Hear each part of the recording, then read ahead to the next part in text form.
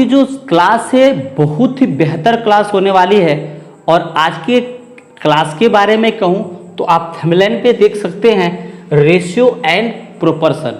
हाँ जी, ratio and proportion माने तो अर्थमेटिक का मुख्य भाग है। देखिए अर्थमेटिक में सबसे जो जरूरी चीज़ है वो तीन ही चीज़ है। पहला नंबर सिस्टम, दूसरा रेशियो और तीसरा परसेंटेज। अगर ये तीन चीज़ें यानी कि तीन टॉपिक कहें चाहे तीन चैप्टर कहें, अगर आप तीन चैप्टर को अच्छे से कवर कर लें तो मैं मानता हूं कि आप अर्थमेटिक 90% सीख गए। अब 10% ही होगा जो इधर उधर की चीज़ें होगी। तो मैं जैसे कि आपको शुरू से पढ़ाते आ रहा हूँ टाइप वाइज, और मेरे पढ़ाने का ये मकसद भी है कि जो भी नया स्टूडेंट जुड़े या जो पहली बार कंपटीशन की मैथ देख रहा हो तो उसे ये फीलिंग हो कि इसका स्टार्टिंग क्या है, इसका अंत क्या है। ऐसे नहीं कि मैं 10 क्वेश्चन 20 क्वेश्चन 50 क्वेश्चन लेकर के आऊँ, 1-1.5 घंटे का एक वीडियो बना दूँ और कहूँ कि चलिए जी रेशियो ख़त्म हो गया। तो देखिए ख़त्म किनके लिए हो जाएगा? जो हमारे बच्चे प्रैक्टिस कर रहे हैं या सिलेबस को कवर कर चुके हैं, पढ़ चुके हैं, उनके लिए है। लेकिन अगर ये टाइप वाइज अगर होगा, बाय शेड्यूल होगा, प्रोसेस होगा, तो उन सभी बच्चों के लिए फ़ायदेमंद होगा।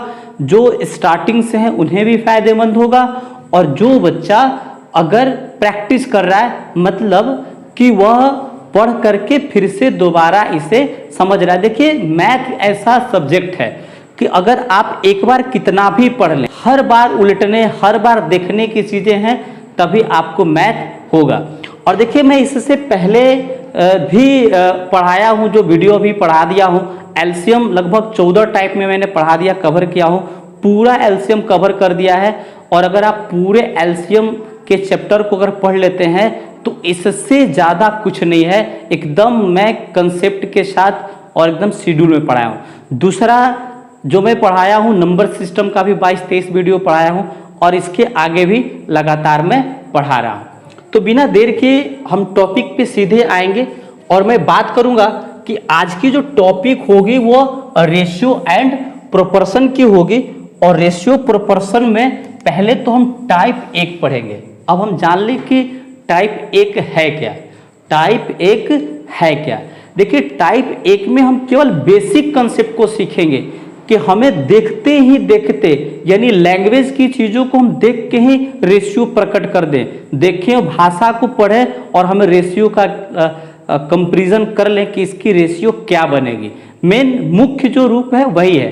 क्योंकि देखिए जब भी आप देखेंगे तो पहले सवाल जब आता है तो एक बड़ा सा लैंग्वेज आता है, और बच्चों को सबसे जो दिक्कत आती है वह दिक्कत आती है कि वह रेशियो को डायरेक्ट नहीं लिख पाता है, माना कि या कुछ इधर उधर पलट पुलट करता है, तब जाकर के वो रेशियो क्रिएट करता है। तो आज मैं इसी की बात करने वाला हूं कि रेशियो डायरेक्ट कैसे प्रकट किया जाएगा, रेशियो देख करके ही कैसे बताया जा सकता है। तो आज पूर्ण रूप से इसी पे चर्चा होगी। तो चलिए हम आपको ले चलते हैं रेशियो के डेफिनेशन में ले चलेंगे, और आप देखिए कि रेशियो का जो डेफिनेशन है वो होता क्या है। देखिए जो डेफिनेशन होता है, डेफिनेशन में ही वो सारी चीजें एकदम प्रत्यक्ष दिखाई देता है कि रेशियो का मूल स्वरूप क्या है, रेशियो किसको कहा जाता है, रेशियो का सेंस क्या है। इन सारी चीजों का जो है क्लियरिटी आएगी वह डेफिनेशन में। तो आइए देखते हैं डेफिनेशन। जब दो अशून्य सजातीय राशियों में एक दूसरे से तुलना गुना या भाग में होती है तो उसे अनुपात कहते हैं। समझ गए? और इससे संकेत में ये अनुपात का सिंबल है, इसी द्वारा हम सूचित करते हैं। जी हाँ, यानी देखिए पहले इन सारी चीजें इन्हीं के अंदर छुपी हुआ, मतलब कि अगर आप डेफिनेशन को अच्छा से समझ लें तो ये सारी चीजों को क्लियर कर देता है। पहली बात देखिए कहा कि दो अशून्य राशियां। देखिए अशून्य का मतलब हुआ कि ऐसी संख्या जो शून्य के बराबर हो उसका कभी भी अनुपात नहीं होगा। मतलब अनुपात उन्हीं का होगा जिसका कोई संख्यात्मक वैल्यू है, कोई मान हो, उन्हीं का अनुपात निकाला जा सकता है, अन्यथा किसी का अनुपात नहीं निकाला जा सकता। अब इसके बाद जो है दिया यहाँ पे सजातीय राशियां। भाई सजातीय राशियां क्या है? सजातीय का मतलब होता है एक जाति का। एक जाति का है तो क्या होता है, जैसे 4 आदमी और 10 आदमी, मतलब 4 आदमी एक समूह में अलग है और 10 आदमी एक समूह में अलग है, उनका अनुपात किया जा सकता है। लेकिन मैं कहूँ कि क्या 4 मैन और 5 वुमेन का अनुपात होगा क्या? तो ये देखिए बिल्कुल अनुपात नहीं होगा। देखिए मैन और वुमेन का अनुपात नहीं होता है। अब आप कहेंगे कि भाई मैन वुमेन तो हम किताब में देखे ही हैं, मैन और वुमेन देखे ही हैं, आम और सेव अनुपात में देखे ही हैं। लेकिन देखिए कहने का मतलब है कि इनका अनुपात नहीं हो रहा है, जो अनुपात हो रहा है वो संख्या का हो रहा है, यानी 4 मैन और 5 वुमेन, मतलब कि जो उनके नंबर अगर लग गया है तो ये नंबर का रेशियो हो रहा है।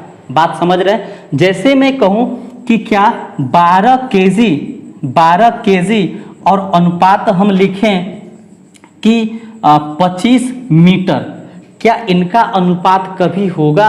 तो बिल्कुल नहीं होगा।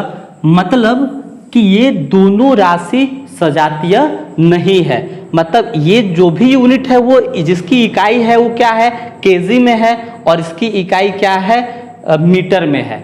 मतलब कहने का मतलब है कि एक जो है तौला जाएगा और एक नापा जाएगा, इस तरह से इसका अनुपात कभी नहीं होता।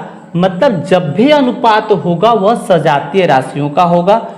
अब यहाँ पे बात है कि एक दूसरे से तुलना गुना या भाग में होती है तो उसे अनुपात कहते हैं।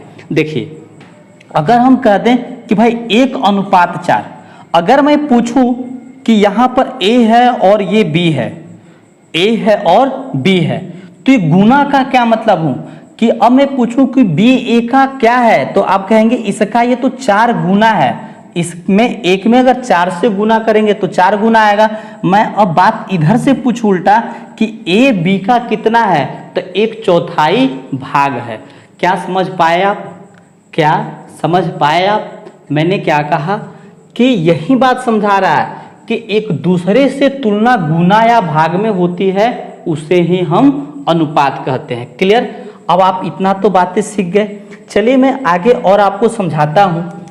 देखिए कि माना कि 2 सजातीय राशियां A और B हो तो इसे अनुपात के रूप में A/अनुपात B या A/B लिखते हैं।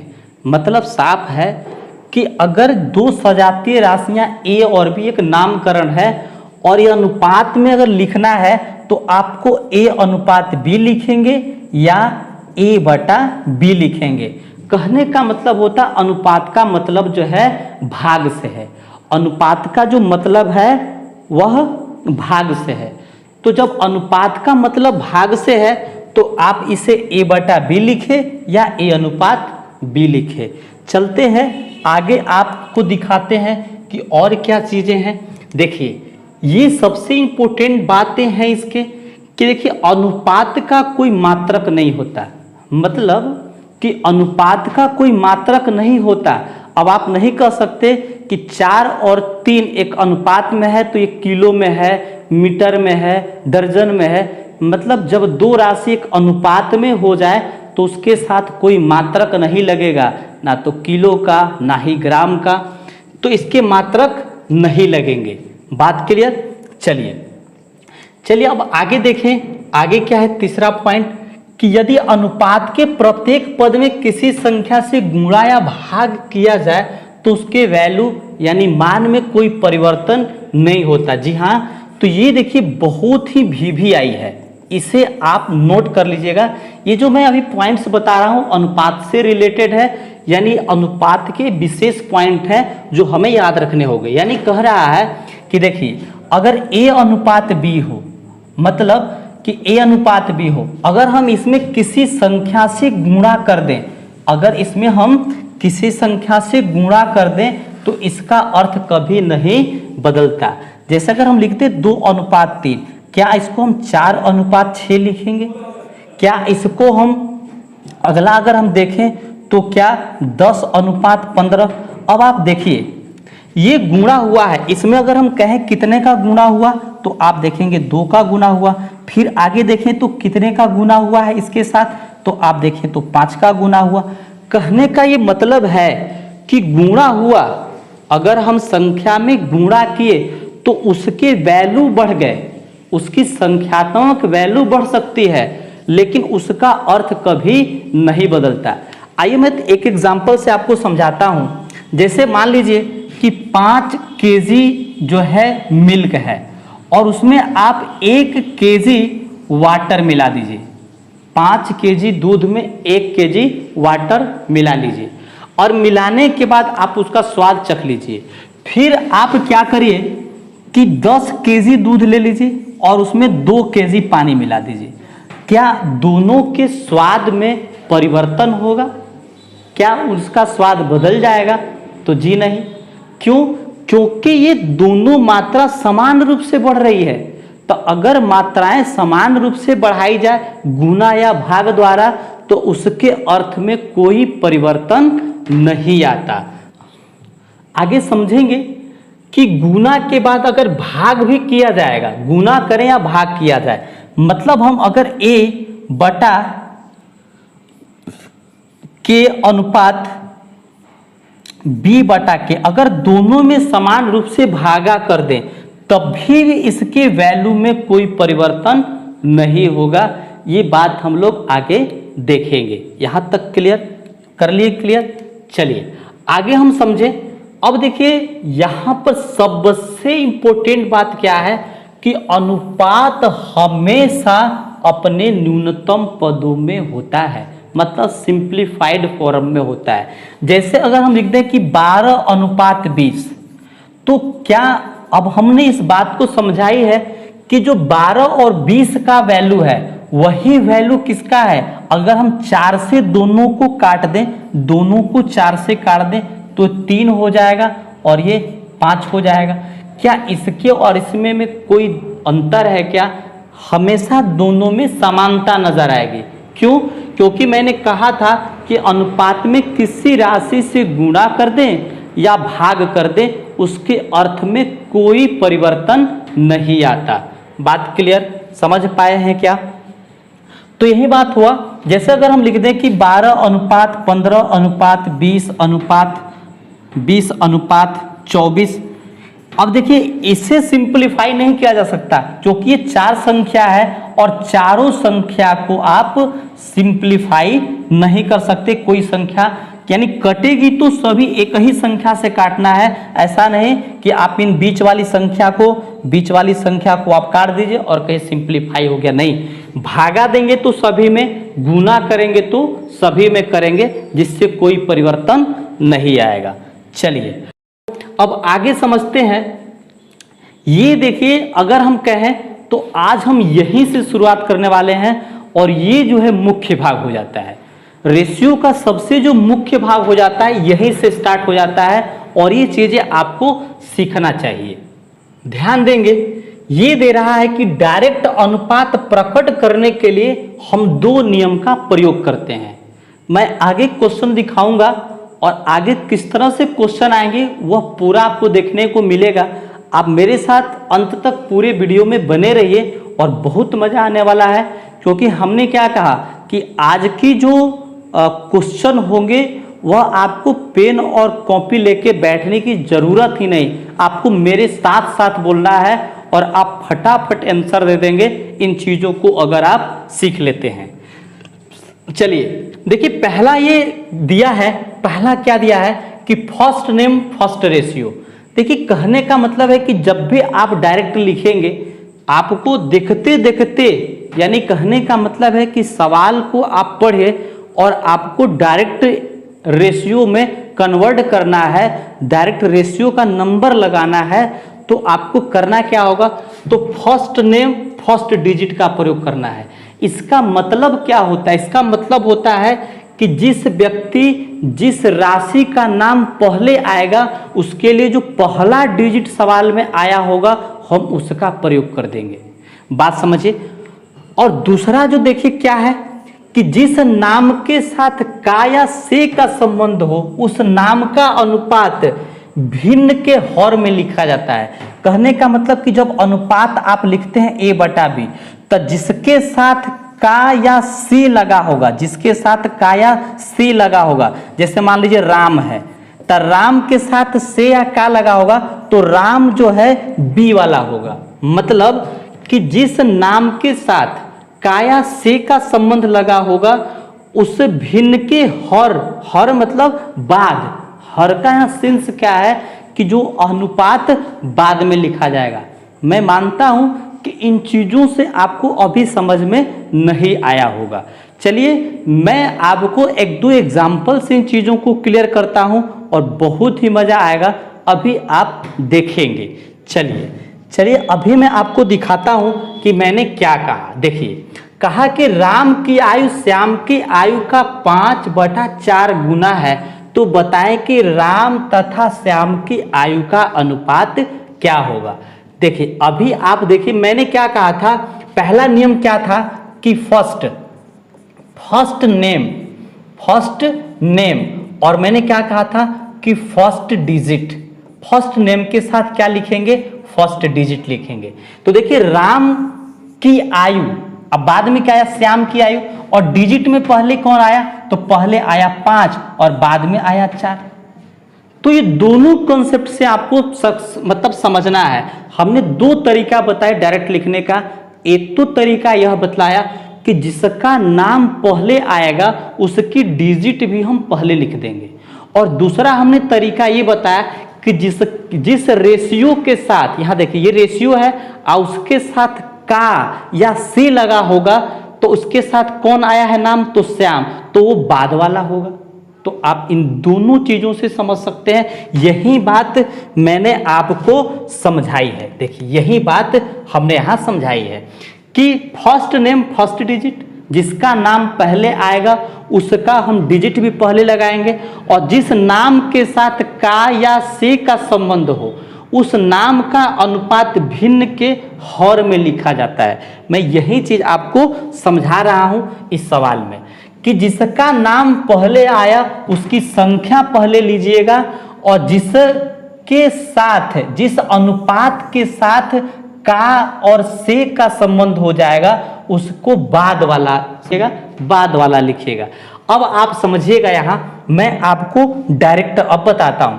कहा कि राम की आयु श्याम की आयु का 5/4 गुना है, तो बताए राम और श्याम, तो भैया राम पहले आए तो राम का है 5 और श्याम का है 4, तो आपका अनुपात 5/4 ए होगा क्या। मैंने कहा कि आप इन चीजों को डायरेक्ट कर लीजिएगा, कोई दिक्कत ही नहीं होगा। चलिए आगे देखते हैं नेक्स्ट। देखिए रीना की वर्तमान आयु विवाह के समय की आयु की 60/4 है। अब देखिए रीना की वर्तमान आयु पहले आया तो आपका रेशियो भी पहले आया, नाम पहले आया तो इसका अनुपात की जो संख्या वो पहले आया, तो वर्तमान इसका क्या है 7। तो बताएं कि वर्तमान आयु और विवाह के, तो वर्तमान हो गया 7 और विवाह के समय की आयु हो गया 4, तो आपको अनुपात क्या मिला 7/4। इस सवाल का जो आंसर होगा वह कौन होगा, डी होगा। इतनी तो बात समझ गए। देखिए बहुत जल्दी हम लोग करने वाले हैं, बहुत मजा आने वाला है। मैं कुछ सवाल तो आपके लिए छोड़ूंगा कि आप इसे करिए, और आप जरूर वहीं पे वीडियो रोक करके और हमें कमेंट में जरूर आंसर दीजिए, तब मैं मानूं कि आप हमारा वीडियो देख रहे हैं, पढ़ रहे हैं, तो आपको अच्छा लग रहा होगा। चलिए अगले सवाल पे हम चलते हैं। देखिए सेकंड के बाद थर्ड, एक कलम का विक्रयमूल उसके क्रयमूल का। देखिए मैंने कहा कि जिसका नाम पहले आए उसकी संख्या पहले लीजिए। ये कि विक्रयमूल को क्या लिखेंगे 4 और क्रयमूल को क्या लिखेंगे 3। तो आपसे पूछा क्या है कि क्रयमूल और विक्रयमूल, तो 3/4। इस सवाल का उत्तर कौन होगा, बी होगा, कोई दिक्कत नहीं होगी। नेक्स्ट, एक कलम के निश्चित मूल्य उसके विक्रयमूल का 13/7 गुना है। जो निश्चित मूल्य है, पहले कौन आया निश्चित मूल्य, और विक्रयमूल, तो विक्रयमूल ये बाद वाला संख्या होगा 7। तो आपसे पूछा क्या है कि विक्रयमूल तथा निश्चित मूल्य, तो पहले विक्रयमूल आया, यहाँ पे विक्रयमूल पूछ रहा है, तो विक्रयमूल का क्या है 7 है, तो 7 पहले लीजिए और 13 बाद वाला मतलब निश्चित मूल्य है। क्या आप कर पा रहे हैं? चलिए नेक्स्ट, हम बहुत जल्दी जल्दी आज क्वेश्चन करने वाले, केवल आज प्रैक्टिस आपको कराऊंगा कि देख करके आप कितना डायरेक्ट करते हैं। चीनी तथा पानी के घोल में पानी की मात्रा पूरे घोल का 6/13 गुना है। अब देखिए यहाँ चीनी तथा पानी के घोल में, अब देखिए पानी की मात्रा, यहाँ पे समझिएगा पानी की जो मात्रा है पूरे घोल का, तो देखिए पूरा घोल कौन है? 13, जिसके साथ का लगा हो, पूरा घोल 13 और पानी पहले आया था, पानी की मात्रा, तब पानी कितना हो गया भाई? जो पानी हो गया वो 6 हो गया और पूरा घोल हो गया 13, तो इसका मतलब कि चीनी कितना हो गया? तो 13 में से, आप 13 में से 6 घटा दीजिएगा तो कितना आ जाएगा? 7 आ जाएगा। तो आपसे पूछा है कि चीनी तथा पानी का अनुपात क्या होगा? तो 7:6। क्या पूछा है? चीनी तथा पानी का अनुपात क्या होगा? तो 7:6। इस सवाल का जो उत्तर होगा डी होगा। बात क्लियर, समझ पा रहे हैं? देखिए कहा है कि चीनी तथा पानी का घोल है, एक कंडीशन बता दिया। अब कहा एक घोल में पानी की मात्रा, पहले आया पानी का नाम, कि पानी की मात्रा पूरे घोल का, आपकी रेशियो यहां से स्टार्ट हो रही है, यहां से लेकर यहां तक में है, तो पानी की मात्रा पूरे घोल का, तो पूरा घोल 13 हुआ, पानी हो गया 6, तब पानी 6 अगर है, अब पूरा घोल 13 है, तो बताइएगा कि चीनी कितना होगा? तो 7 होगा। तो आपका चीनी पानी का अनुपात कितना हो जाएगा? 7:13। बात क्लियर, समझ गए? यहां तक कोई डाउट नहीं? चलेंगे नेक्स्ट क्वेश्चन। अब देखिए कहा कि एक पेटी में 1 दर्जन शीशे थे, पेटी के गिरने पर टूटे हुए तथा बिना टूटे हुए शीशे का अनुपात निम्न में से कौन सा नहीं है? निम्न में से कौन सा नहीं हो सकता है? अब आप बताइए कि टोटल शीशा कितना है? तो 12। तो अगर ये 2 भाग में बटा होगा, या तो एगो टूटा होगा तो 11 गो, अगर 2 गो होगा तो यहाँ पे 10, ऐसे होगा। अगर एगो टूटेगा तो 11 गो बचेगा, 2 गो टूटेगा तो 10 गो बचेगा, 3 गो तो 9 गो। तो आप अब देख रहे हैं कि इनको जोड़े तो ये 12 से कट जा रहा है। तो आप इसके बनाने का जो तरीका है कि जिनका जोड़ 12 को काट दे रहा है वो हो सकता है, और जिनका जोड़ 12 को नहीं काट रहा है वह नहीं हो सकता है। तो उत्तर कौन होगा? तब 3 2 5, 5 से क्या 12 कटेगा? नहीं कटेगा। इसलिए इस सवाल का जो उत्तर होगा सी होगा, 3:2 नहीं हो सकता। चले नेक्स्ट क्वेश्चन देखिए। एक धनराशि को ए तथा बी में इस प्रकार बांटे गए कि बी का भाग बी तथा ए के भाग का, देखिए जो बी का भाग है, समझिएगा किसके? तो बी तथा ए के भाग का 3:7 है, तो ए बी का अनुपात क्या होगा? तो भैया बी 3 है तो ए कितना होगा? तो 4 होगा कि नहीं होगा? बताइए ए कितना होगा? 4 होगा। तो आपसे पूछा क्या ए तथा बी का अनुपात? तो 4:3 होगा इस सवाल का आंसर। आपको देखिए देख के बता देना है, इतना आपको कॉन्फिडेंस के साथ मैं कह रहा हूं कि आपको देखना है और डायरेक्ट उत्तर दे देना है। और आज की जो क्लास ही ऐसी है कि आपको देखना है और उत्तर दे देना है। आप इस सवाल का अभी कर लीजिए, इस सवाल को आप डायरेक्ट कर सकते हैं, कोई दिक्कत नहीं होगी। ये सवाल मैं आपके लिए भी छोड़ता हूं कि आप अभी वीडियो को रोकिए और हमें कमेंट में क्वेश्चन नंबर 8 और 8 का उत्तर बताइए। ए होगा, बी होगा, ए की बी की सी की डी, आप जरूर अभी हमें कमेंट करिए। देखिए जब तक आप पढ़ रहे हैं खाली देखने से नहीं बात बनता है, आपको उत्तर देना पड़ेगा। चलिए तो हम बढ़ते हैं आगे। किसी विद्यालय में कुल विद्यार्थी का, देखिए किसी विद्यालय में कुल विद्यार्थी का 2/7 भाग लड़कियां हैं। अब हमने देखिए 2 सेंस से बताया हुआ है कि जिसके साथ का या शेष से जो शब्द जुड़ा है वो बाद वाला होगा, तो जो टोटल विद्यार्थी हो जाएंगे, यानी टोटल विद्यार्थी यानी बॉयज और गर्ल जो मिला के होंगे वह हो जाएंगे 7, और लड़कियां हैं बाकी जो भाग है वो गर्ल है, तो गर्ल आपको कितना है? 2 है। क्लियर? तो बताएं कि लड़के तथा लड़कियों की संख्या का अनुपात क्या होगा? तो भैया अगर 2 गर्ल अगर है, अगर गर्ल की संख्या 2 है तो बॉयज की संख्या कितनी होगी? 5 होगी कि नहीं? तो 5:2 इस सवाल का आंसर होगा। कोई डाउट नहीं होनी चाहिए। अब आप, मैं मानता हूं कि अच्छे तरह से समझ पा रहे होंगे। देखिए मैंने इसको दो ही कंसेप्ट बताया है। एक तो कंसेप्ट बताया कि फर्स्ट नेम फर्स्ट रेशियो, जिसका नाम पहले आ जाएगा उसकी संख्या पहले लिख दीजिए, और दूसरा बताया कि जिस शब्द या संख्या के साथ का जुड़ा हुआ है, यानी का के संबंध के साथ जुड़ा है, तो बाद वाली संख्या उसी को रिप्रेजेंट करेगा। क्लियर? तो यानी कुल विद्यार्थी 7 हैं, जिसमें 2 लड़की है, मतलब लड़का की संख्या कितनी है? 5 है। नेक्स्ट देखिए, एक फल की टोकरी में आम तथा सेव रखे गए हैं। इनमें आम की संख्या टोकरी में रखे कुल फलों का 7/12 है। आम कितना है? ये आम कितना है? आम 7। तो टोकरी में रखे गए कुल फल है, तो आम अगर 7 है और कुल फल क्या है? 12 है, तो आपको सेव कितना नजर आ रहा है? तो सेव 5 आ रहा है। तो आपसे पूछा क्या है? आम तथा सेव की संख्या का अनुपात क्या होगा? तो 7:5 होगा। चले नेक्स्ट देखिए, अब यहाँ पे दिया कि एक छात्रावास में लड़कियों की संख्या पूरे विद्यार्थियों की संख्या का, यानी आप कहें तो यहाँ पे लड़कियां आपको 3 है और पूरे विद्यार्थी कितना है? तो 11 है। लड़कियां 3 है, पूरे विद्यार्थी 11 है। तो कहा है कि लड़कों और लड़कियों का अनुपात, अगर लड़कियां 3 है तो ये कितना हो जाएगा? 8 होगा क्या? तो 8:3, क्योंकि पहले आपको लड़कों को लिखना है, बाद में लड़कियों को लिखना है। चलें आगे, चले देखिए नेक्स्ट। एक विद्यालय में लड़कों की संख्या लड़कियों की संख्या का 12/5 गुना है, तो बताएं विद्यालय में लड़कों तथा लड़कियों की संख्या का अनुपात क्या होगा? तो 12:5 होगा। आप तो देख के बता सकते हैं। चलें 14 देख लेंगे। किसी संख्या का 35% एक अन्य संख्या के 75% के बराबर है। देखिए ऐसा नहीं कि सारे क्वेश्चन सेम हैं, आप जैसे जैसे आगे बढ़ेंगे ऐसे चीज़ें अलग अलग मिलेगी।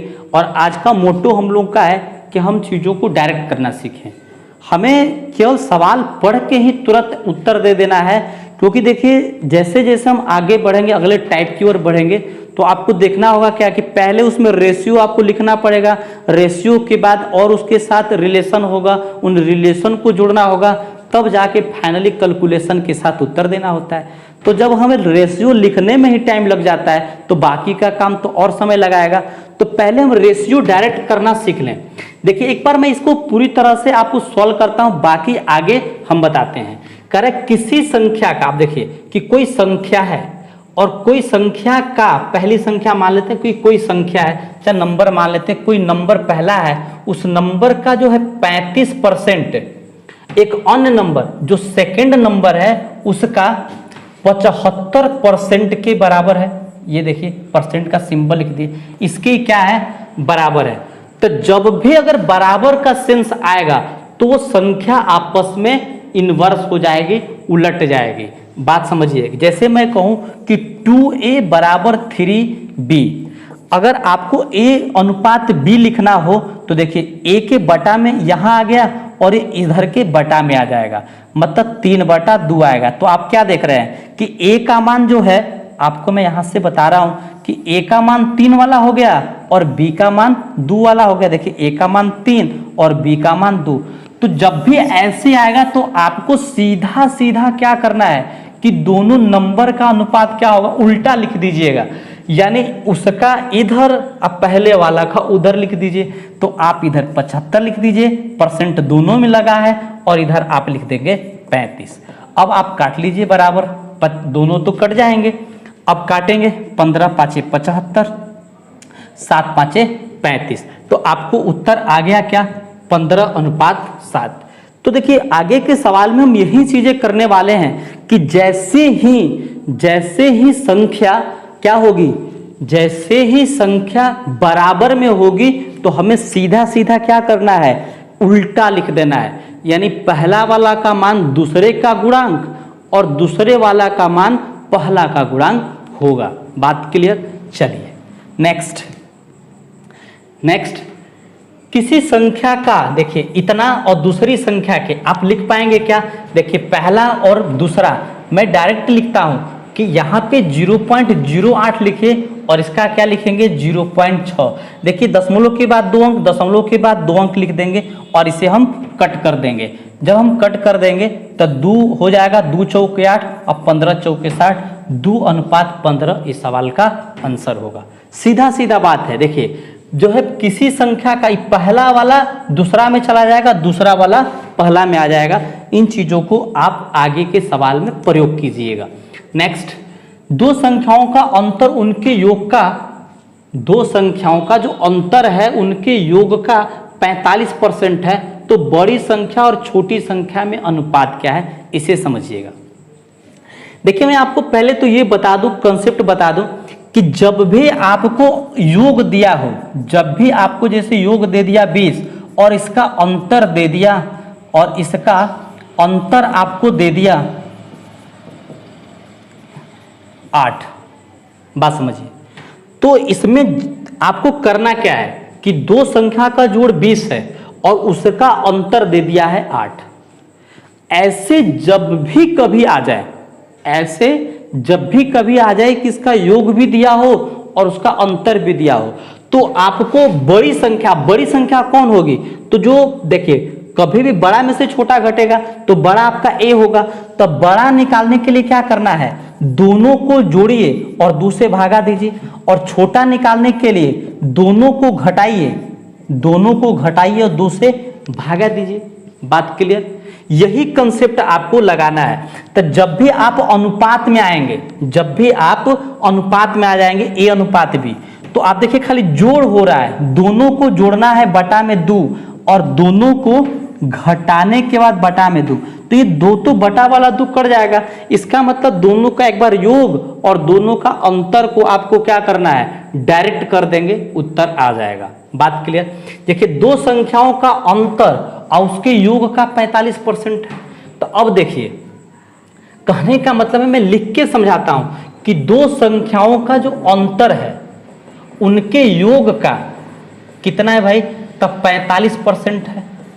कितना है, 45% है। अब आप इसे समझिए कि क्या दोनों का जो अंतर है वह 45 है और इनका योग जो दिया है वो कितना दिया है, 100। ऐसा दिया है कि नहीं दिया है? कहने का मतलब कि हमने क्या कहा था कि जो बाद वाला होगा, यानी पहले वाला का मान दूसरा का और दूसरे वाले का मान पहला का, आप इसको सॉल्व भी करेंगे तो आपको ऐसे नजर आएगा। आप एक बात पूरा डिटेल समझ लीजिए। देखिए समझना आपको है, हमें लिखना है तो हम तो कई तरह से लिख लेंगे, हमें लिखने की कोई दिक्कत नहीं है। तो आप देखिए a माइनस बी का वैल्यू 45 है और a प्लस बी का वैल्यू कितना है, 100 है। तो मैंने क्या कहा था कि अगर a अनुपात b लिखना है तो एक बार दोनों को जोड़ देंगे 145, या तो इसको काट दीजिए अभी। देखिए 9 5 45, 20 5 100, तो दोनों को जोड़ दीजिए तो हो जाएगा 29, एक बार दोनों को घटा दीजिए तो हो जाएगा 11। यानी सवाल का जो आंसर हो जाएगा 29 अनुपात 11 होगा, कोई डाउट नहीं होनी चाहिए। बात क्लियर, समझ गए? देखिए मैंने क्या कहा था कि अगर योग दे दे अंतर दे दे, ठीक है, तो बड़ी संख्या निकालना है तो दोनों को जोड़ के 2 से भागा, और छोटी संख्या निकालनी है तो दोनों को घटा करके 2 से भागा दे देंगे। चलें आगे। देखिए अब दो संख्याओं का योग 55 है और इनका अंतर 9 है, तो इन संख्याओं का अनुपात क्या होगा? तो बताइए अनुपात अगर हम लिखें a अनुपात b, यानी बड़ी और छोटी का अनुपात लिखेंगे तो एक बार जोड़ देंगे, यानी 55 और 9 जोड़ दीजिए तो 64 आएगा, और एक बार घटा दीजिए इसको तो कितना आ जाएगा, 46 आ जाएगा। अब इसे काट दीजिए आप तो ये हो जाएगा 32 और ये हो जाएगा 23, यानी 32 अनुपात 23 इस सवाल का आंसर होगा। चले, मजा आ रहा होगा। देखिए जब आप चीज़ों को अच्छे से कर लेते हैं तो आपको आसान होगा। ये चीज़ आपके लिए है और आप हमें 18 का आंसर अभी बताइए क्या होगा। मैं सभी के कमेंट का जवाब दूंगा कि ये आप सही बताए हैं या गलत बताए हैं। तो 18 का उत्तर आप कीजिएगा। चलें नेक्स्ट देखिए इसका भी उत्तर आपको देना है कि दो संख्याओं का योग 64 है। ये बहुत प्रैक्टिस के लिए मैंने क्वेश्चन लगाया है कि आप मौखिक रूप से करना सीखें। चलें 19 सवाल देख लीजिए। अब देखिए, एक घड़ी के घंटे और मिनट की सुई की गतियों का अनुपात क्या होगा। तो भाई एक घड़ी की जो घंटा है और मिनट की सुई है, तो आप देखेंगे कि घंटा का सुई क्या होता है, धीरे धीरे रेंगता है, और मिनट की सुई क्या करता है, पूरा। तो एक घंटा में पूरा यानी कि 60 मिनट घूमता है ना, और ये जो है केवल 5 मिनट घूमता है। तो कहने का मतलब होगा कि इसका अनुपात क्या होगा, तो इसका अनुपात 1:12 हो जाएगा। ये कैसे होगा, मैं एक बार फिर से समझा देता हूँ। देखिए, कहने का मतलब हुआ कि एक घंटा में केवल ये एक ही जाता है, एक बार, मतलब एक, और जबकि वो 12 नंबर पार करता है, 1 2 3 4 11, जब 12 नंबर पार करता है तो 1 घंटा होता है, तो इसलिए 1:12 हो गया। चलें आगे समझिए। देखिए नेक्स्ट, यहां पर दे रखा है कि दो संख्याओं का जो योग का वर्ग है, दो संख्याओं के योग का वर्ग है, उनके गुणनफल का 16/3 है। देखिए, दो संख्याओं का योग, यानी अगर a + b का हम वर्ग, योग का वर्ग करें और उनका हम गुणनफल लिखें, तो इसका अनुपात क्या है, तो 16:3 है। ये भी हम a और b में लिख लेते हैं, a और b में लिख लेते हैं। बात क्लियर, गुणनफल को x y में नहीं लिखते हैं। अब हम क्या a + b का वैल्यू लिख सकते हैं 4, और यहां पर a × b की वैल्यू हम लिख सकते हैं 3। अब देखिए, इनको हम फैक्टर करेंगे तो 1 × 3 होगा, 1 × 3 होगा, और इसको हम क्या जोड़ेंगे, 3 + 1। यानी अगर हमें पूछा जाए कि उनके बीच अनुपात क्या है, तो हम कह सकते हैं कि 3:1 का अनुपात होगा, यानी दोनों नंबर 3:1 में होंगे। चलिए बढ़े आगे।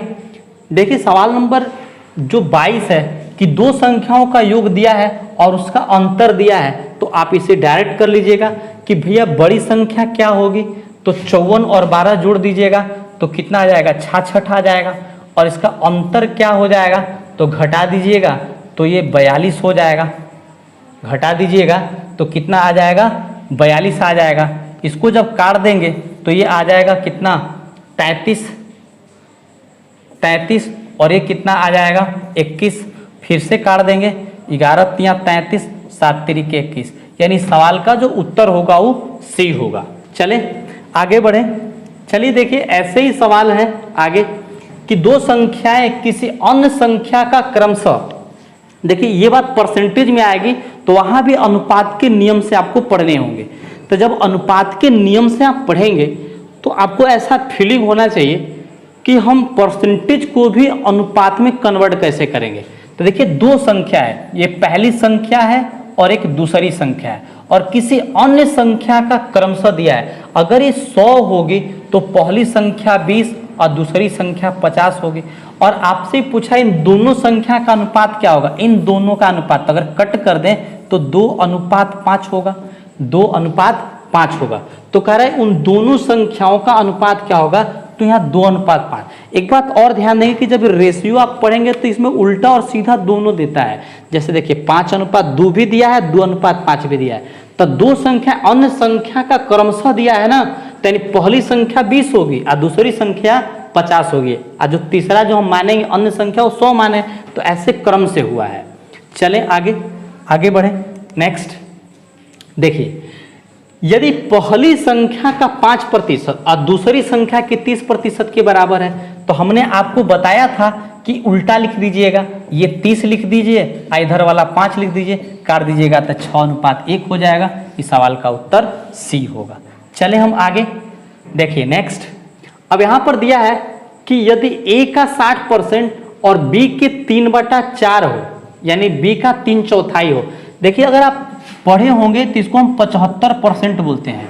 इसको हम क्या बोलते हैं, 75% बोलते हैं 3/4 को।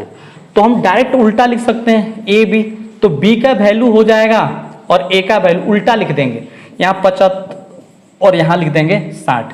आप ऐसे जब भी बनाएंगे, आप देखिए डिटेल भी कभी कभी मैं बता दे रहा हूं कि ए का 60% बराबर है बी के 3/4 के। तो देखिए आप जब बनाएंगे तो ऐसे आप डिटेल में जाएंगे, इसको लिखेंगे 60/100, और इसको लिखेंगे b का 3/4। आपको मैं डिटेल बता रहा हूँ। यहाँ देखिए 20 तिहाई 60 और 20 चौके 80। बात क्लियर। अब देखिए ये क्या हुआ कि ये क्रॉस गुणा हो रहा है। यहाँ पे आप देख रहे हैं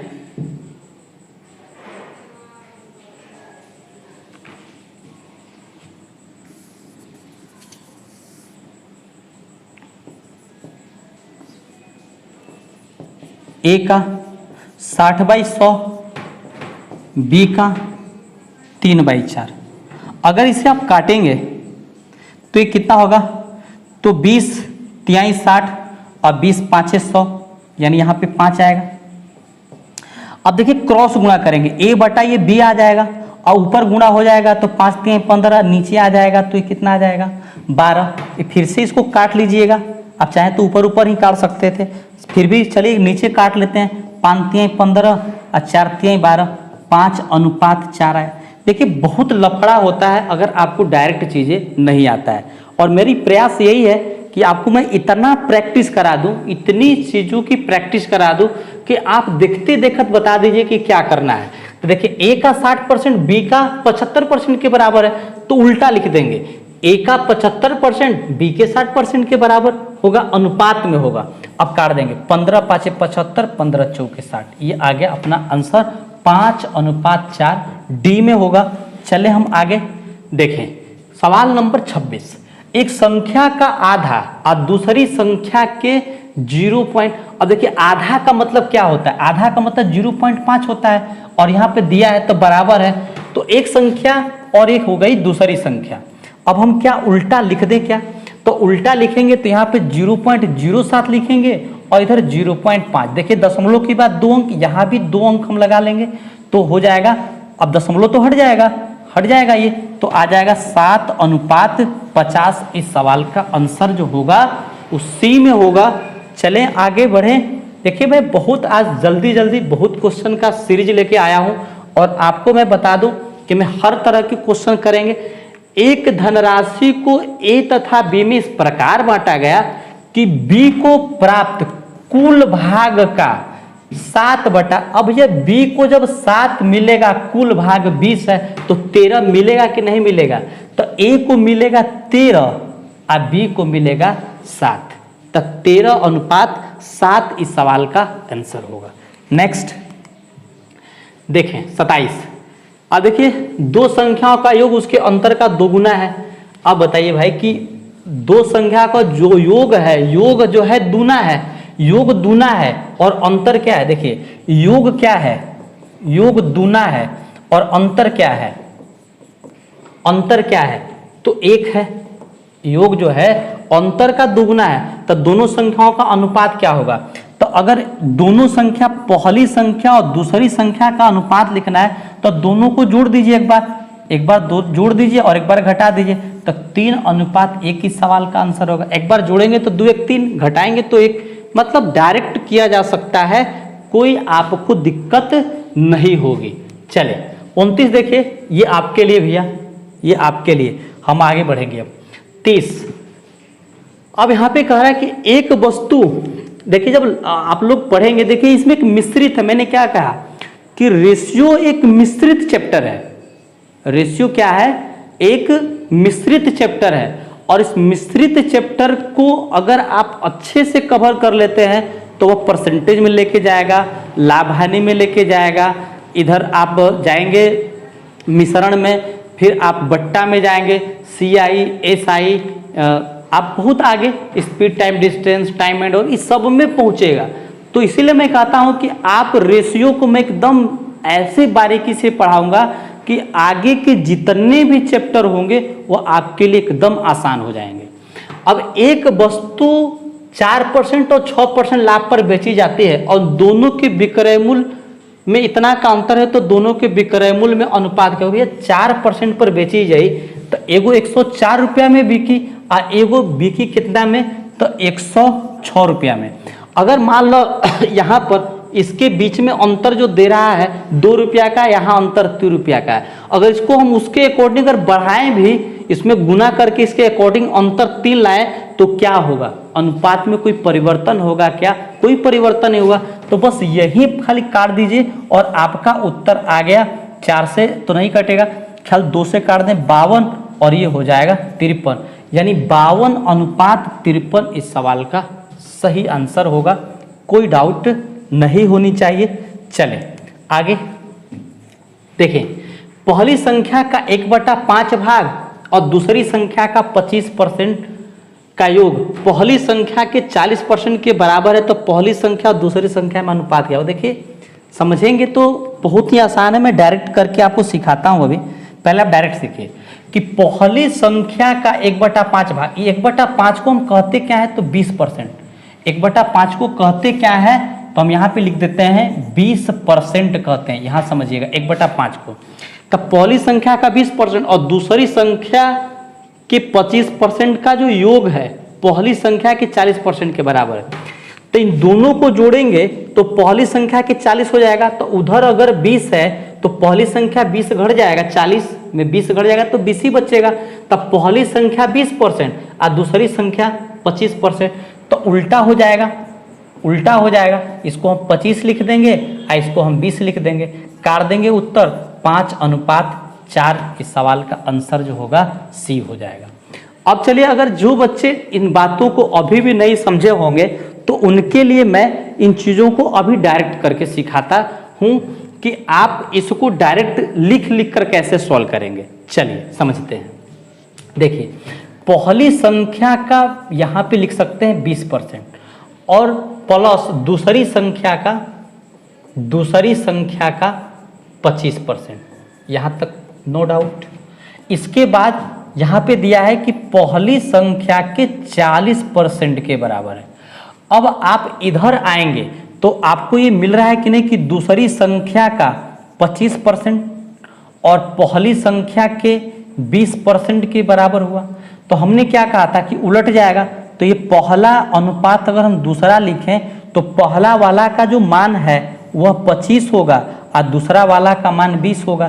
तो इधर 20 लिख दीजिएगा और इधर 25 लिख दीजिएगा, तो आंसर आपको आ जाएगा 5:4, जो कि सी में दिया है। अब तो समझ गए होंगे। चलिए देखिए, आज का जो माहौल है वो बहुत खतरनाक है और बहुत खराब है। आप YouTube पर मैं देख रहा हूँ कि क्या चल रहा है, और ज़्यादातर स्टूडेंट का मैं कमेंट भी पढ़ता हूँ और जगह। देखिए, भोजपुरी गाने हैं, चाहे बहुत सारे चीज़ों में है जो विवादों में ज़्यादा चल रहा है और ज़्यादा लोग उसमें फोकस करें। भाई आप देखिए, उस गाना से आपकी नौकरी नहीं होने वाली है, उसमें आप क्या सीखिएगा। आए आप देख रहे हैं कि क्या क्या गाने गाए जा रहे हैं, चाची के बाची तो क्या क्या। तो कहने का मतलब है कि देखिए, उन गानों से बहुत बड़ा विवाद होते जा रहा है। मैं देख रहा हूँ बहुत सारे ऐसे भी फॉरवर्ड किए जा रहे हैं व्हाट्सएप पे ऐसे वैसे। तो कहने का मतलब है कि उन विवादों में आप न जाएं, उसमें आप कुछ अपना राय न दें, आप पढ़ाई करें और पढ़ाई में राय दें। पढ़ाई में आपको क्या ज़रूरी है, क्या चीज़ सीखना चाहते हैं, इस पे फोकस करिए। और मैं देख रहा हूँ कि आजकल जो युवा पीढ़ी है और ख़ास तौर के यूपी बिहार में जो युवा पीढ़ी है, इन भोजपुरी समाज को गंदा करने वाले बहुत लोग हैं, जिसके चलते आज हमारा जो पूरा युवा है वो बर्बादी पर जा रहा है। ये अश्लीलता जो है आज बहुत ही आगे लेकर जा रही है। चलिए हम अपने टॉपिक पे हैं, फोकस इसी पे करते हैं। मैं बीच में आपको ये समझा रहा हूँ कि मैं ज़्यादा देख रहा हूँ कि वैसे चीज़ों को ज़्यादा लोग पसंद कर रहे हैं, ज़्यादा चीज़ देख रहे हैं, क्योंकि इसमें कोई मसाला है नहीं, या तो बिना मसाला का है। भाई इसमें कौन मसाला मिल रहा है, यहाँ बस उल्टा पुल्टा का मसाला है। और ये चीज़ें इसी से आपकी लाइफ बनने वाली है, तो ये चीज़ तो आप देखेंगे नहीं, ये चीज़ को आप पूरा नहीं देखेंगे। अब आ गया, लेकिन उन चीज़ों को आप बारीकी से देखेंगे, एक एक चीज़ सोचेंगे। तो मैं ये कहूँगा कि आप अपना ध्यान जो है एकत्रित करिए और पढ़ाई के साथ एकत्रित करिए। इसी से आपका भविष्य है, बाकी से नहीं है। चलिए देखिए, एक धनराशि को 2 भागों में इस प्रकार बांटा गया कि दोनों भागों का योग और दूसरे भाग का 10/3 है। भैया दोनों भागों का जो योग है वो 10 है और दूसर का भाग 3 है, तब पहल का भाग 7 होगा कि नहीं। तो आप उत्तर दे दिए 7:3। पहले और दूसरे भाग के बीच का अनुपात हो गया क्या।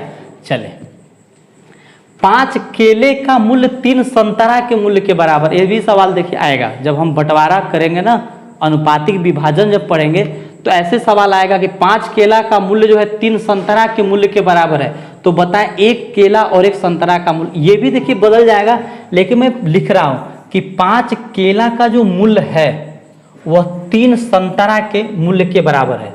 यानी 1000 रुपया में आप 5 को केला खरीदेंगे, उतने में 3 को संतरा खरीदेंगे। तो अब यहाँ पे केला हो गया, यहाँ पे संतरा हो गया। मैं देखिए हिंदी वाला माना हूँ, अंग्रेजी वाला तो बनाना और ऑरेंज मानता, लेकिन मैं हिंदी वाला माना हूँ केला और संतरा। तो यहाँ पे 3 हो जाएगा और यहाँ पे क्या हो जाएगा, तो 1 जो है यहाँ 5 है भाई, ये 5 है, तो एगो यहाँ पे 1 छुपा है। 1 केला का दाम 3 और 1 संतरा का दाम 5, तो 1 केला का दाम 3 और 1 संतरा का दाम 5। तो यहाँ भी देख रहे हैं केला का 3 और संतरा का क्या हुआ, 5 हुआ। तो कहने का मतलब ये अनुपात हमेशा की तरह उलट जाएगा।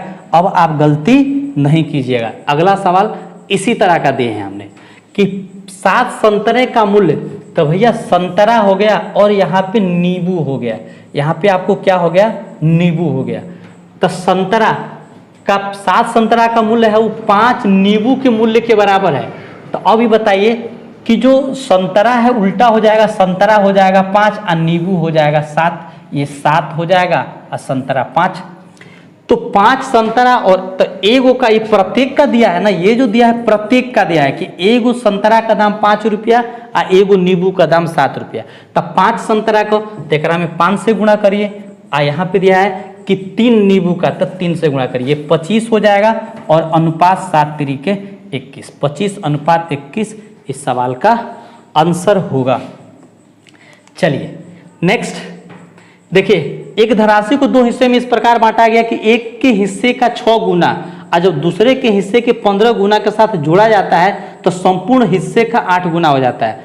भैया बहुत आसान है, देखिए ए का 6 गुना आप बी के, ए का 6 गुना आप बी के 15 गुना के साथ जोड़ा जाता है। ये तो आसानी से मौखिक बताया जा सकता है कि दोनों के हिस्से का, तो दोनों में 8 तो घटा लेना था, लेकिन मैं आपको यहाँ पे डिटेल बताने जा रहा हूँ कि दोनों के हिस्से का 8 गुना है।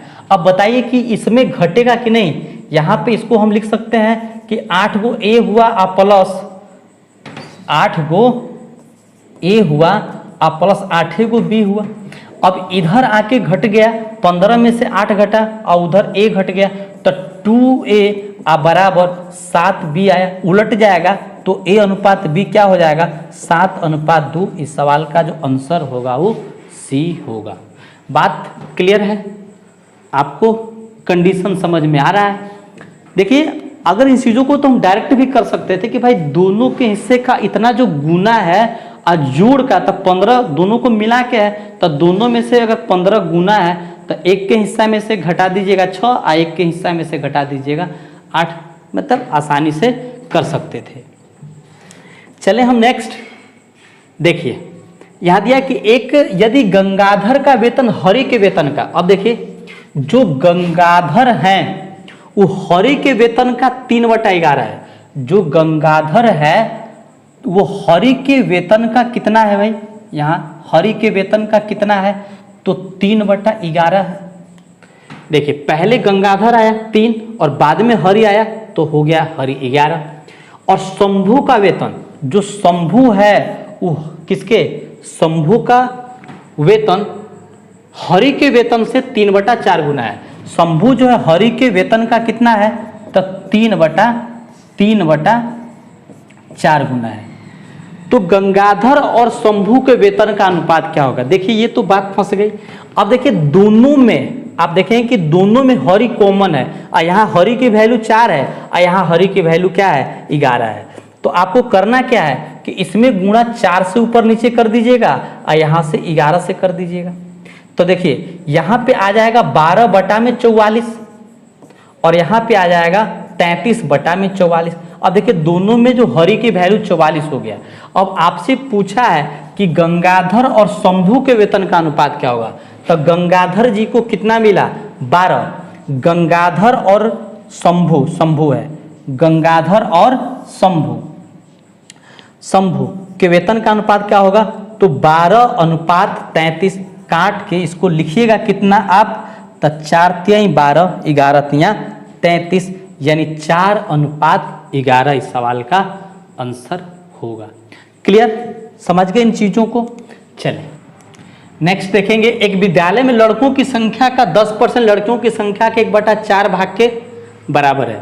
तो मैं ये कह रहा था कि हमने अभी एक लाइन पढ़ा यहाँ तक, और दूसरा फिर पढ़ देता हूँ कि लड़कियों की संख्या का 10% और लड़कों की संख्या का 1/25 भाग है, तो लड़के और लड़कियों की संख्या का अनुपात क्या होगा। देखिए मेरे भाई, अगर ये दो लैंग्वेज में और दोनों में प्रतिशत चाहे भाग बराबर का होता है, तो दोनों के लिए अनुपात जो है वो सेम आएगा। ऐसा नहीं होगा कि अनुपात एक के लिए अलग होगा और दूसरे के लिए अनुपात अलग होगा, ऐसा कभी नहीं होगा। बात समझ पाए, ऐसा कभी नहीं होगा। तो अब देखिए कि लड़कों की संख्या का 10%, जो बॉयज हैं उनका दिया है 10%, मैं लिख देता हूं, और लड़कियों की संख्या का 1/4, जो गर्ल हैं उनका 1/4 का मतलब 25%।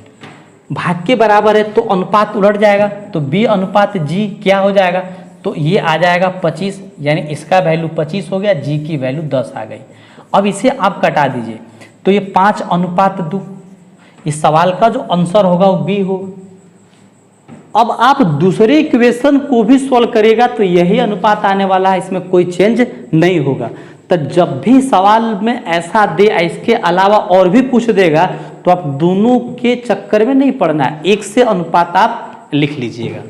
चले मैं आगे,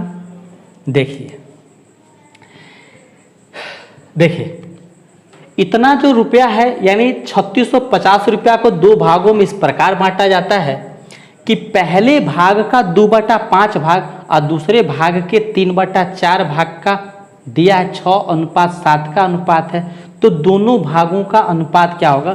देखिए है तो आसान, लेकिन मैं आपको अभी लिख के बता रहा हूं कि पहले भाग का 2/5 और दूसरे भाग का 3/4 भाग क्रमशः 6/7 का अनुपात है, 6/7 का अनुपात है। इतनी तो बात क्लियर। अब देखिए जब भी आप अनुपात लिखिएगा 4 की संख्या आ जाएगी, आपको मैं अभी समझा रहा हूं कि अगर ये 4 की संख्या आएगी तो अब दोनों को, इसको आप ऊपर गुणा करिएगा, ये 8 और इन दोनों को गुणा करेगा इसमें, अब बराबर है 6:7।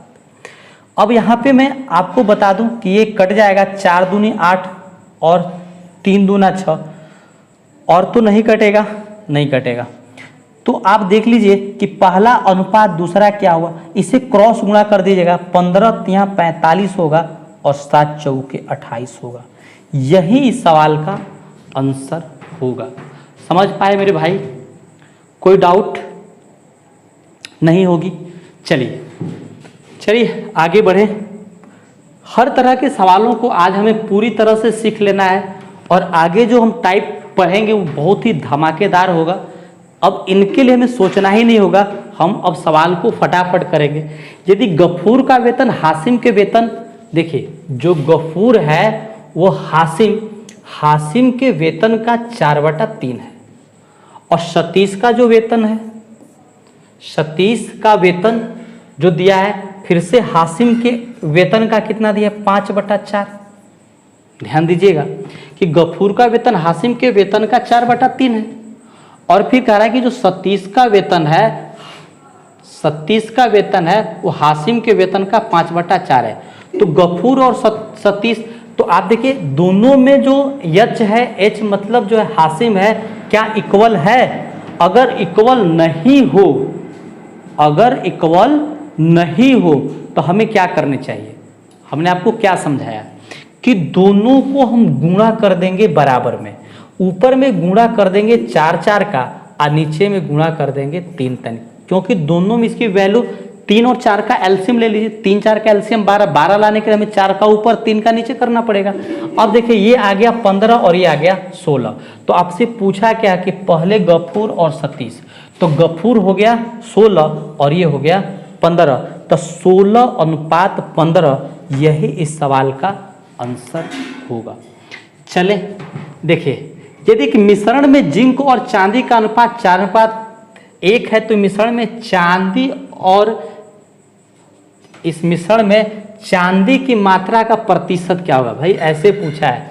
अब आप देखिए कि मिश्रण में जिंक जो है वो 4 है और चांदी है वो 1 है, तो चांदी का परसेंट न पूछा है, सिल्वर का न परसेंट पूछा है। तो सिल्वर कितना है? 1 है। कौगो में 4, 5 भाग में ना 1 है, तो 100 में कितना होगा?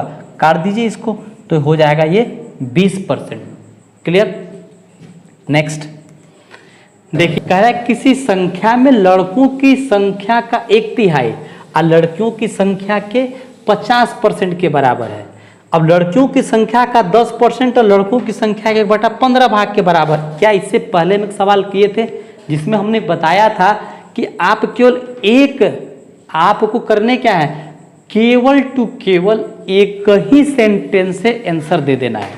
देखिए, लड़कों की संख्या यानी बॉयज की संख्या का 1/3 और गर्ल की संख्या का 50% को आधा कह लीजिए। अब आप देखिए कि B/G आ गया और ऊपर हो गया 3/2। आपको 3 अनुपात आपसे पूछा भी वही कि लड़के और लड़कियां, तो क्या 3:2 इस सवाल का आंसर देंगे? अब अगले वाला से भी निकालेंगे तो यही आंसर आने वाला है। चलिए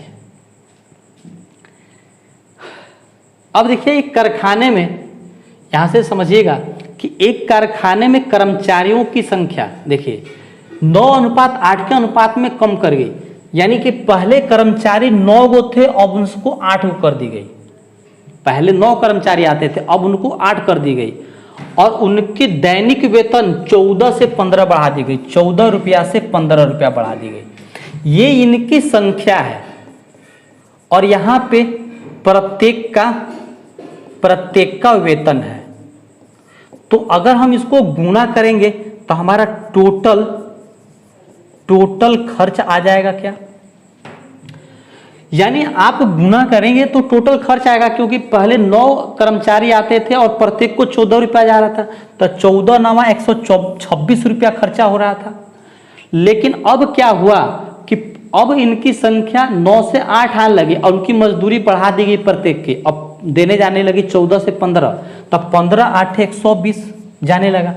अब आप स्वयं देख लीजिए कि ये तो कट जाएगा 21 से, 21 छक्के और यहाँ पे हो रहा है 20 छक्के।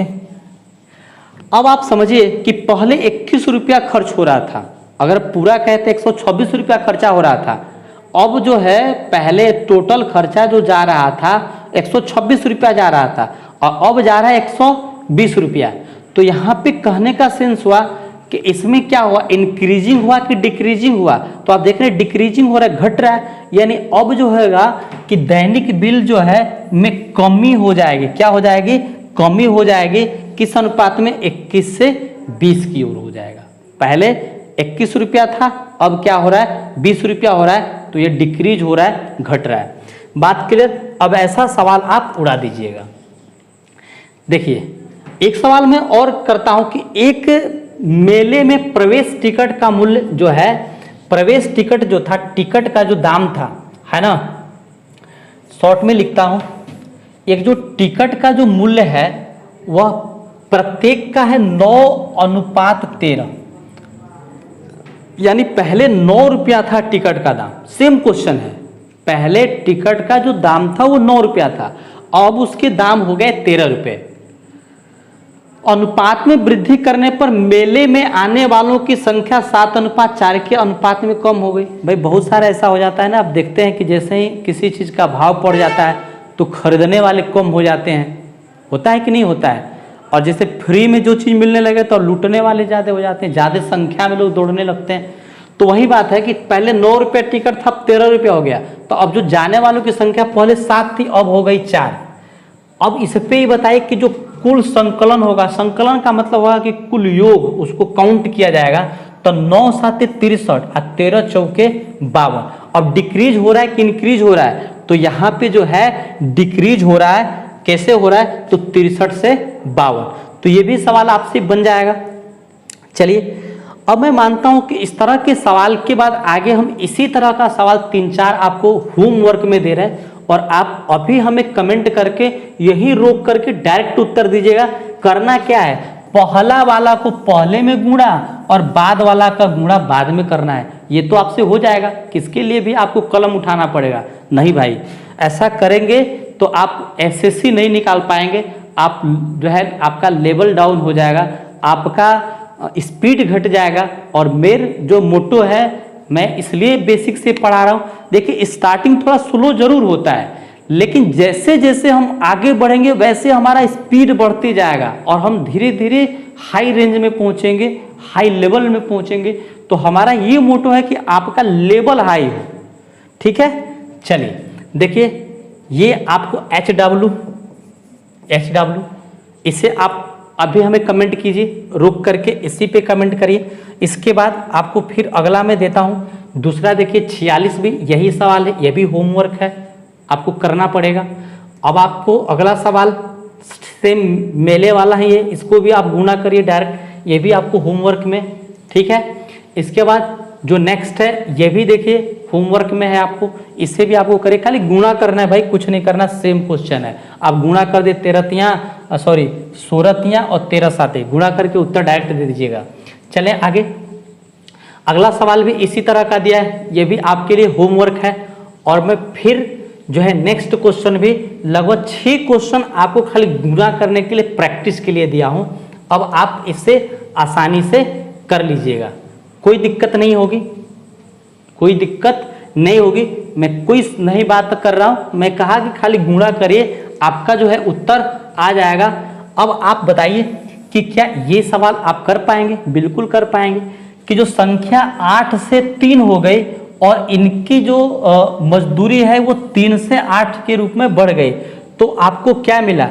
तो भैया ना तो देखिए 8 3 के 24 और 8 3 के 24 रिमेनिंग अनचेंज 1:1, कोई चेंजिंग नहीं हुआ, सेम रह गया। बात समझ गए? तो इस तरह से इस सवाल का जो आंसर होगा वो कौन होगा? ए होगा। देखिए ये सवाल एक कर्मचारी वाला भी सवाल हमने कराया था, आप आराम से कर लीजिएगा। 8 5 40 और 6 7 42, यानी 40 और 42 अगर काट दीजिएगा तो आ जाएगा 20:21। अब देखिए ये क्या हो रहा है, इंक्रीज हो रहा है, तो आप इंक्रीज कर दीजिएगा, आंसर आपका हो जाएगा 20:21। चलें आगे।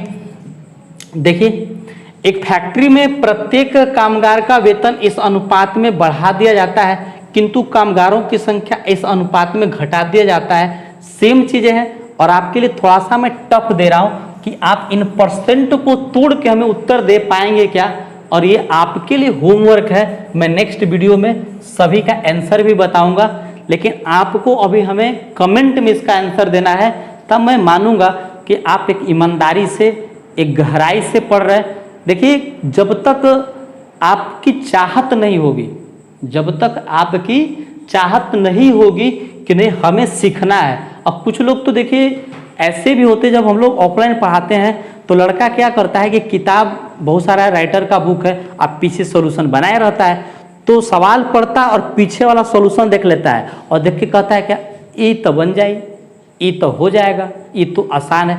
भाई बिना देखे पहले करना तो सीखो, और करने के बाद उत्तर मिलाओ, तो भी मैथ्स आप सीख पाएंगे। ऐसे नहीं कि खाली बस आप क्वेश्चन देखिए और ऐसे तो पूरा क्वेश्चन है उलट के पीछे लड़का देख कहता अरे बन जाएगा, और फिर आगे, और जब परीक्षा में जाता है तो क्या पता चलता है उसका प्रैक्टिस नहीं है, कोई दिमागे नहीं लगाया है।